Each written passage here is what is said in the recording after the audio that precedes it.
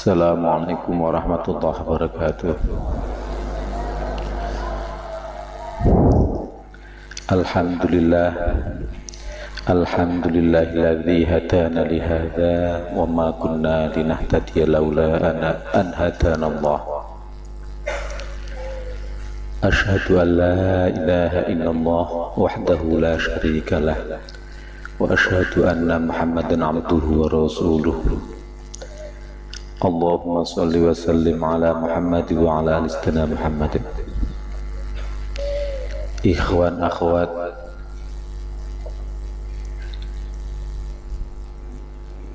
pertama-tama kita bersyukur pada Allah. Segala puji bagi Allah yang telah memberikan petunjuk pada ini acara.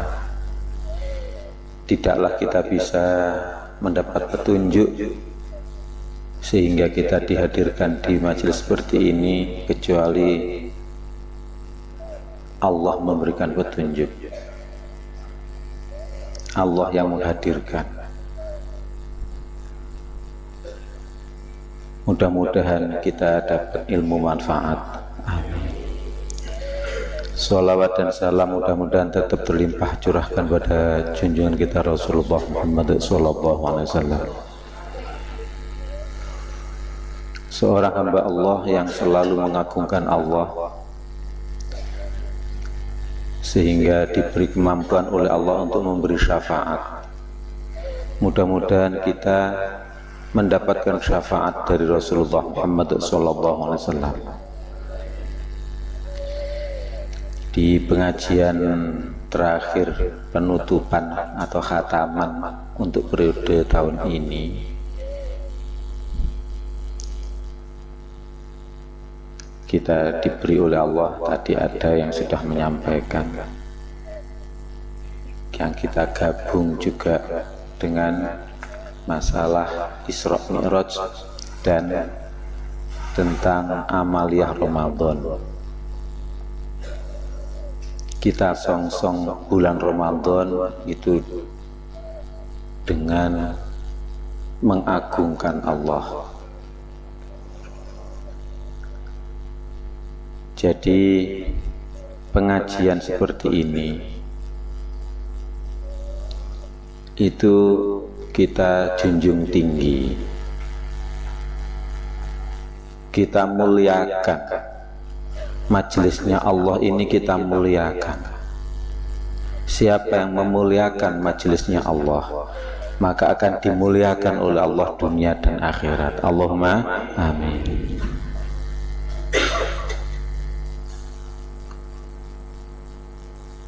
Tidak pernah ada majelis ilmu, maka tidak mungkin dapat ilmu. Itu sudah kepastian. Bagaimana ingin ilmu, dia tidak menghormati ilmu. Bagaimana dia dapat ilmu, dia tidak mau memuliakan ahli ilmu, tidak memuliakan lembaga atau majelis ilmu. Makanya mudah-mudahan kita dapat ilmu manfaat. Allahumma amin. Dan mudah-mudahan kita terus diberi petunjuk untuk mengagungkan dan memuliakan majelis ilmu ini.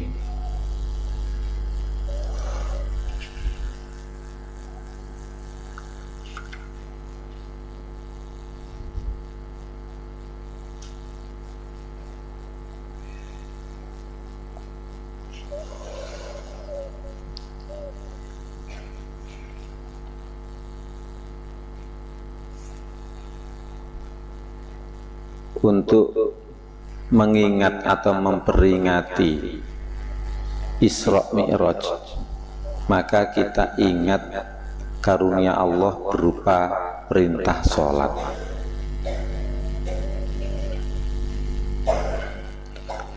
Juga kita ingat maha kuasanya Allah. Allah berfirman, a'udzubillahi minasyaitonirrajim, bismillahirrahmanirrahim.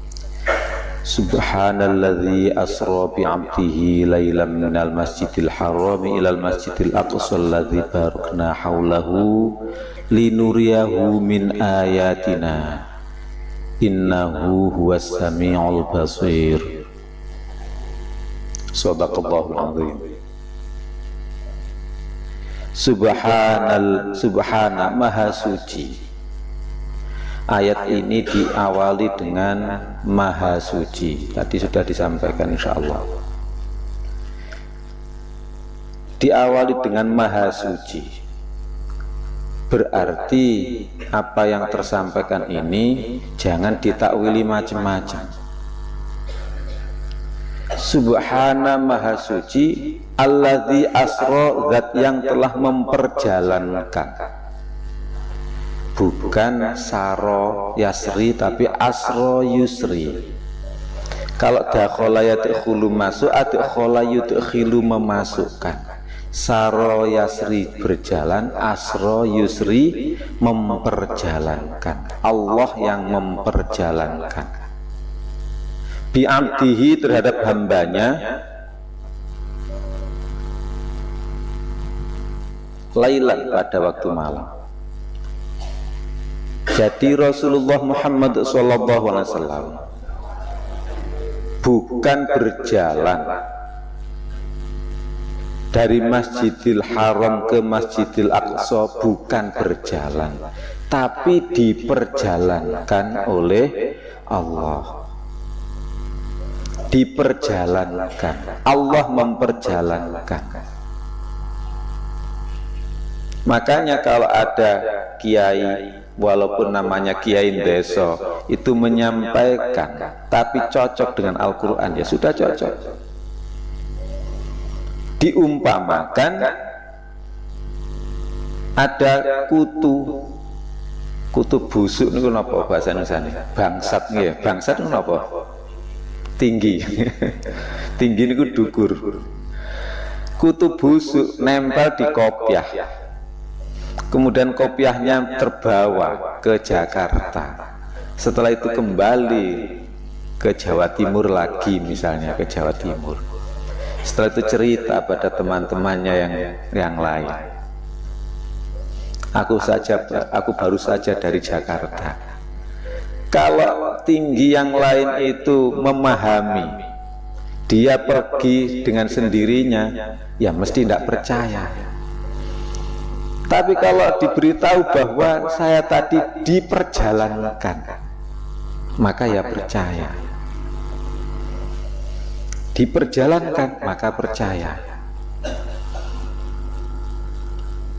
Demikian juga orang-orang kafir, ya tidak percaya, tidak mungkinlah kamu bisa berjalan malam-malam dari Masjidil Haram ke Masjidil Aqsa. Tapi ini diperjalankan oleh Allah, maka ya mungkin saja, sangat mungkin saja.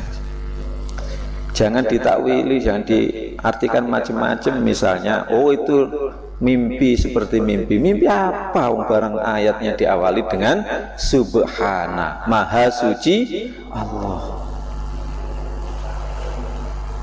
Nggak masuk akal, ya akalmu yang nggak nutut, gitu aja. Maha suci Allah, Allah kuasa memperjalankan itu. Maka kita selalu agungkan Allah yang maha kuasa memperjalankan manusia.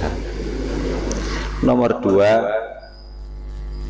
kita selalu ingat bahwa kita ini diperjalankan oleh Allah.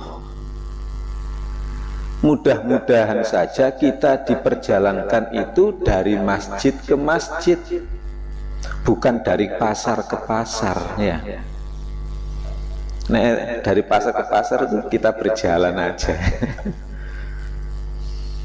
Dari masjid ke masjid,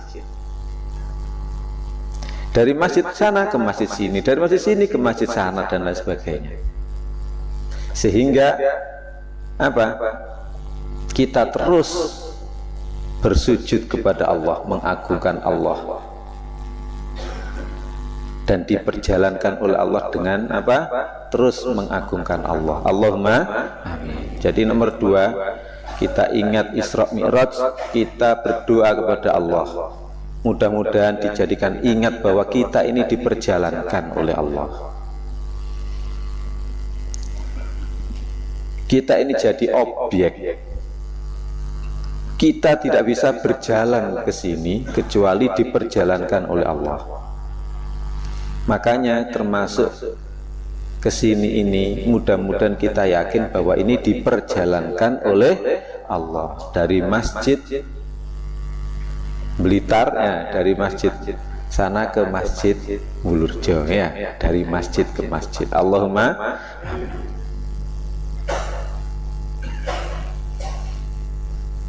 Subhanalladzi asra bi'abdihi, yang memperjalankan terhadap hambanya. Rasulullah Muhammad SAW disebut oleh Allah dengan hamba. Itu Rasulullah menangis, bersyukur kepada Allah dipanggil sebagai hamba. Itu kan sindiran. Maha suci Allah, zat yang telah memperjalankan hambanya. Nabi Muhammad itu kan disebut hambanya. Itu loh senengnya bukan main. Makanya kita juga begitu. Kita berusaha untuk menjadi hamba seperti Rasulullah mendapat gelar hamba. Makanya kalau mahasiswa kuliah itu jangan kepingin mendapat gelar SPDI ya, sarjana pendidikan Islam, jangan itu. Tapi niatnya kuliah agar mendapatkan gelar yang paling terhormat, yaitu menjadi hamba. Allahumma sudah, itu paling jos, tidak ada yang lebih jos daripada mendapat gelar menjadi hamba. Untuk mendapatkan gelar menjadi hamba, cukup kita hanya menghamba kepada Allah. Kepada Allah kita menghamba, dan kepada Allah kita mohon pertolongan. Pertolongan apa? Pertolongan biar dapat duit banyak? Oh tidak, buat apa? Duit banyak itu kecil saja. Dunia itu kecil saja. Agar hutang itu terlunasi, ya sudah, hutang aja kok dipikir ya, disauri nek ono, nek gak ono lapo dipikir. Ya didolno omah, dolno sawah kuno ya.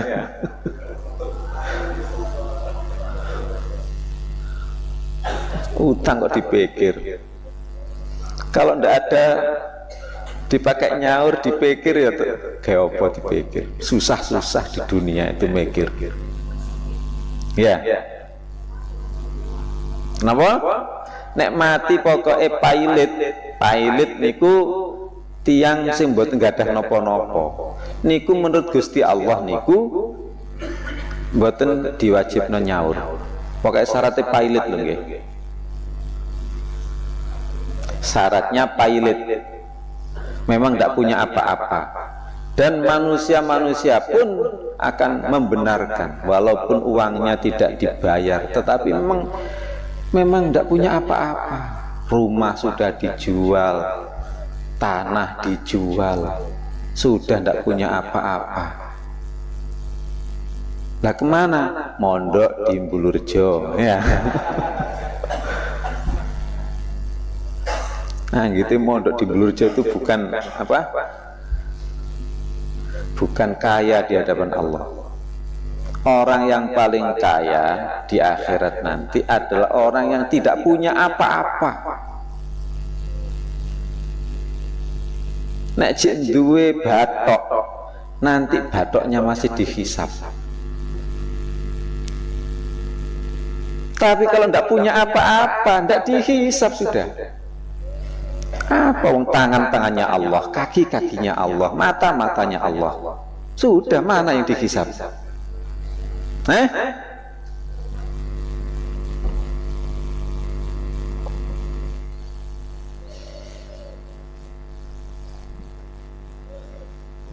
Niki wau ibu-ibu diwurui cek gak urip susah nang donya nggih. Cekak susah. Mulane sing penting niku ojo susah urusan dunia. Sinten siapa yang susah urusan dunia, maka di dunia terus susah, tidak pernah istirahat, capek terus. Terhadap Allah semakin jauh, surga semakin jauh, neraka dawekatnya, belum akhirat sudah di neraka ya, apalagi di akhirat nanti. Setan dekat, iblis teman ya, jin teman. Makanya orang kalau susah urusan dunia itu kemudian orang jadi stres, itu ya gara-gara memang temannya jin ya. Jin jadikan teman ya. Sampai lu mikir awake dhewe kok datang susah, kene mikir wong akeh gak susah kok ya.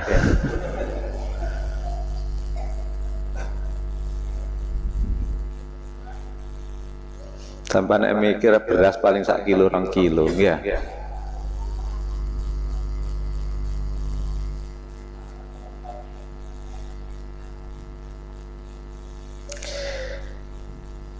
Subhanalladzi asra bi'abdihi lailan. Lailan pada waktu malam. Kenapa Allah memperjalankan pada waktu malam? Pada waktu malam itu yang disukai oleh Allah. Yang dimaksud malam yaitu apa? Mulai jam 12 waktu setempat sampai subuh, itu namanya malam. Jam 12 malam waktu setempat, kalau kita berarti jam 12 WIB, jam setengah 12 WIB, sekitar jam setengah 12 waktu Indonesia bagian barat. Kalau orang Jakarta, orang Bandung ya, yang sana ya jam 12 persis. Kalau kita jam setengah 12, soalnya selisihnya sekitar 28 menit ya, 30 menit lah. Setengah 12 buat kita sampai subuh, itu namanya malam. Makanya Rasulullah itu kalau sore-sore setelah sholat isya biasanya sare. Ingat, sarenya Rasulullah bukan sare secara semuanya, hanya fisik saja yang sare, yang tidur. Nah, Rasulullah itu diperbolehkan bangun antara jam 12, diperbolehkan tidur antara jam 12 sampai subuh itu hanya separuhnya atau sepertiganya saja. Subuh jam berapa? Sekitar jam setengah 5 ya, atau kita pakai jam 5 waktu setempat. Berarti jam 12 jam pinten? Ya, jam 2 sampai subuh berarti 5 jam. 5 jam. Kalau kita pakai 5 jam, maka berarti jam 12 sampai subuh. Kalau kita pakai setengah, berarti ya 2,5 jam. Ini jangan ditinggalkan. Jangan ditinggalkan. Sebab pada waktu malam ini, kalau Allah dihamba dengan sholat misalnya, sholat 1 rakaat pada waktu malam seperti ini, itu lebih baik daripada 1000 malam, 1000 hari pada waktu siang, 1000 rakaat pada waktu siang. Makanya waktu-waktu itu adalah waktu yang baik. Makanya paling tidak, walaupun tidak sholat, pokoknya antara jam 12 sampai subuh itu harus ada yang dipakai melek. Ya sudah, gak usah angel-angel, pokoknya melek tok ae ya. Mosok melek angel. Hah? Nggih, mari melek terus lungguh, nggih. Mosok angel lungguh tok ae, nggih. Wis mantun-mantun wudu, mari wudu turu malih mboten napa-napa. Eman nggih. Pokoke wudu nggih. Wudu tok niku umpama mantun wudu terus gang 2 jam setengah ta 2 jam niku tilem malih niku lho pun sae. Apa malih didamel salat, napa malih digawe fidak, napa malih digawe mlaku-mlaku delok bulan, delok maha kuwasane Gusti Allah. Allahumma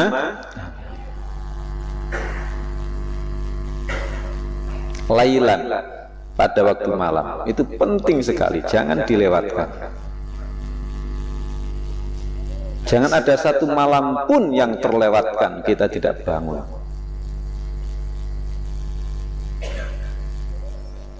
Allah rindu pada orang yang melek di waktu malam itu, dirindukan oleh Allah.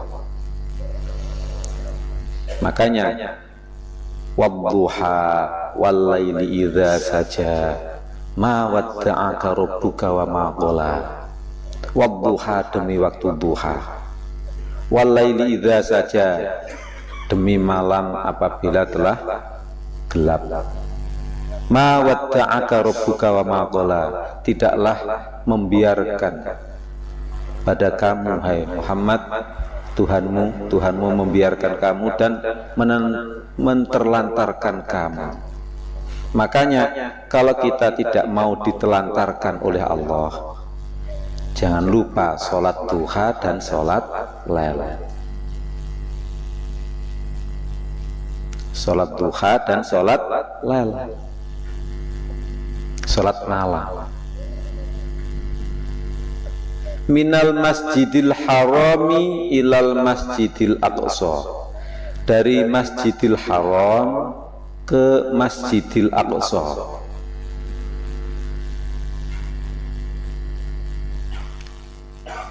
Ini para ulama memahami masjidil haram yaitu istilahnya ilmu tentang hati. Kemudian Masjidil Aqsa itu ilmu tentang amal jasad. Artinya malam-malam itu boleh kita tafakur mengagungkan Allah dengan hati, boleh kita berbuat kebaikan dengan amal jasad, walaupun hanya subhanallah, subhanallah, subhanallah, subhanallah, subhanallah, subhanallah, subhanallah. Itu sudah kebaikan. Lupa pun tidak apa-apa. Allah itu az-zahiru al-batinu, zat yang zahir dan zat yang batin, zat yang maha zahir lagi maha batin. Yang batin Allah juga maha tahu, yang zahir juga Allah maha tahu.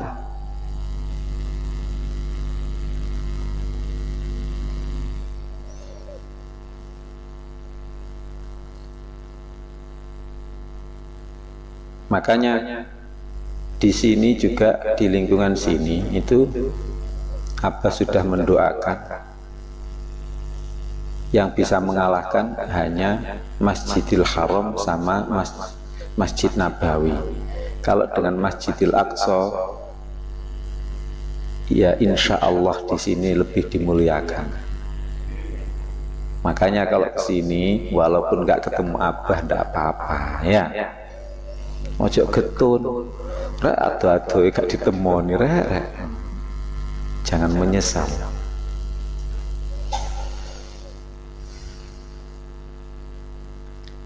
Di sini yaitu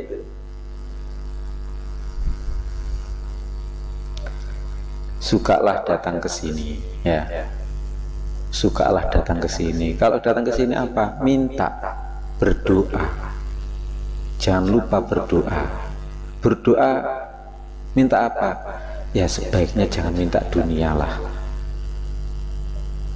Sebaiknya minta akhirat. Nanti dunianya katut. Minta saja pada Allah. Loh, apa tidak becek ya? Insya Allah berdoa di sini itu mustajabah, diijabahi oleh Allah.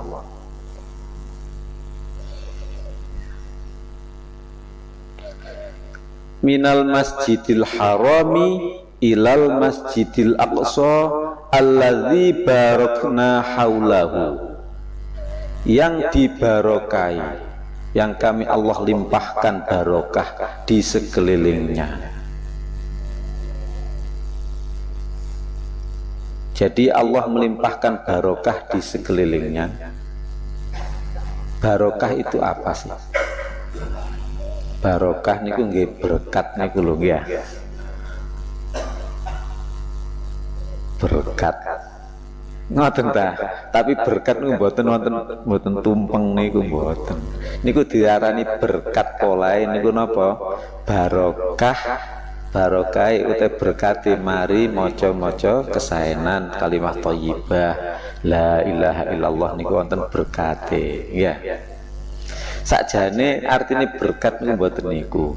Barokah niku ziyadatul khair, tambahe kesaenan, tambahnya kebaikan.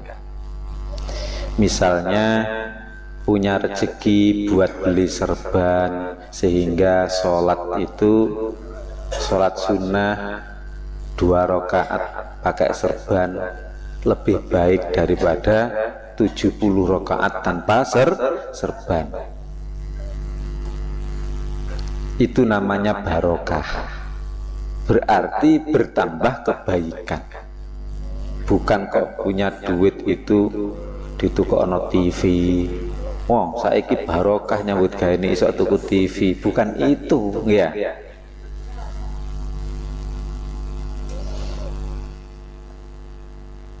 Barokah adalah tambahnya kebaikan. Yang sekelilingnya itu ya di situ dan sekelilingnya dibarokai. Artinya apa? Orang datang ke situ, ke Masjidil Haram dan ke Masjidil Aqsa itu dibarokai oleh Allah. Langsung dalam batinnya itu kepingin berbuat baik, kepingin berbuat baik,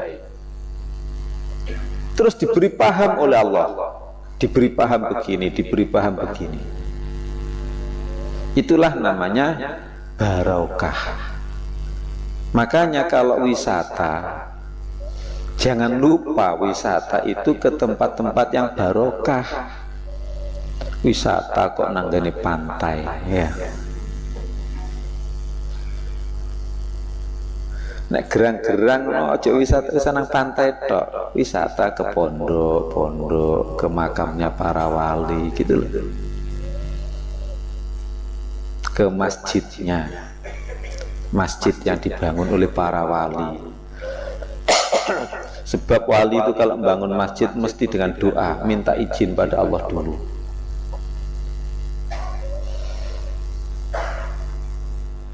Linuriyahu min ayatina, agar kami Allah tunjukkan. Kalau ro'a yara itu melihat, kalau aro yuri memperlihatkan. Linuriyahu, agar kami Allah memperlihatkan pada dia min ayatina, dari tanda-tanda atau bukti-bukti kekuasaan kami Allah. Makanya siapa yang ditunjukkan oleh Allah bukti kekuasaan Allah, berarti dia dibarokai oleh Allah, berarti dia akan menjadi hambanya Allah. Allahumma amin.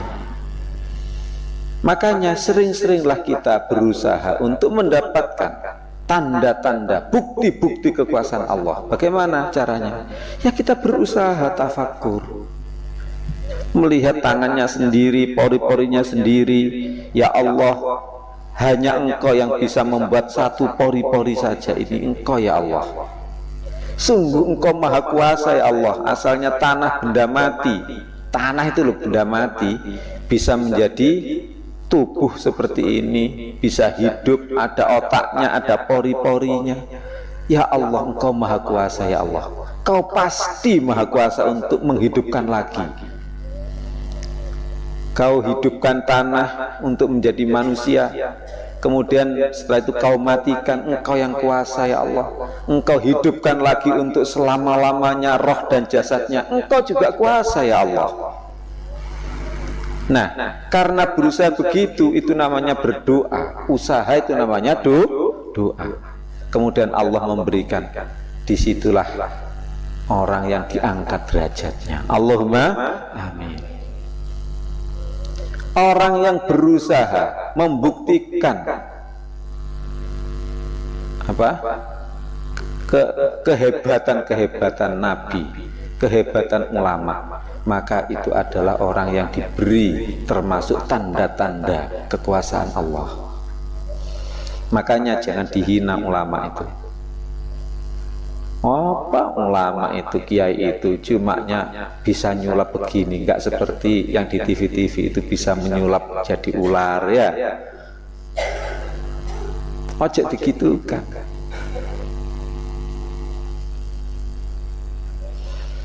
Jadi kalau ada orang kemudian diberi oleh Allah tanda-tanda kekuasaan Allah pada ulama, itu juga diberi oleh Allah tanda-tanda kekuasaannya, berarti diberi kebaikan.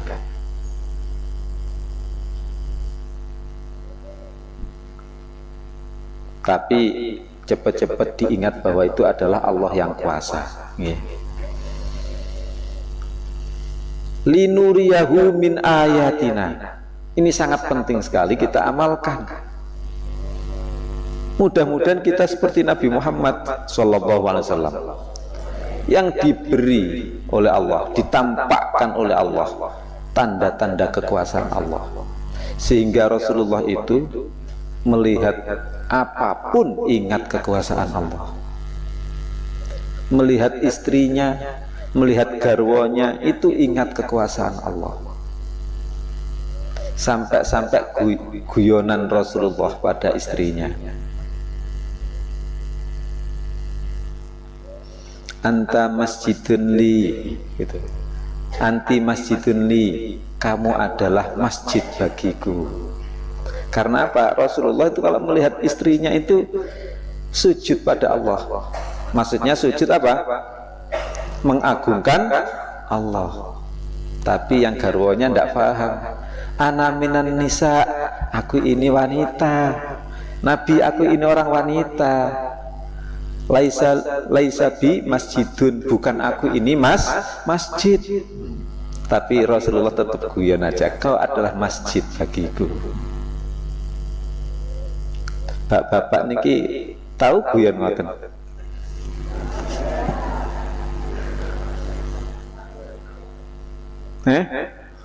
Paling mari tekok lunga ambios ya. Gak sujud dhisik ya.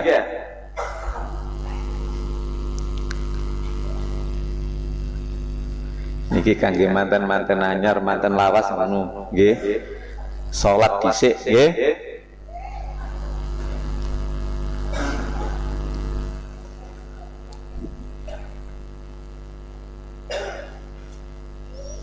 Linuriyahu min ayatina, agar kami tampakkan, kami Allah menampakkan pada dia Muhammad sallallahu alaihi wasallam dari tanda-tanda kekuasaan kami.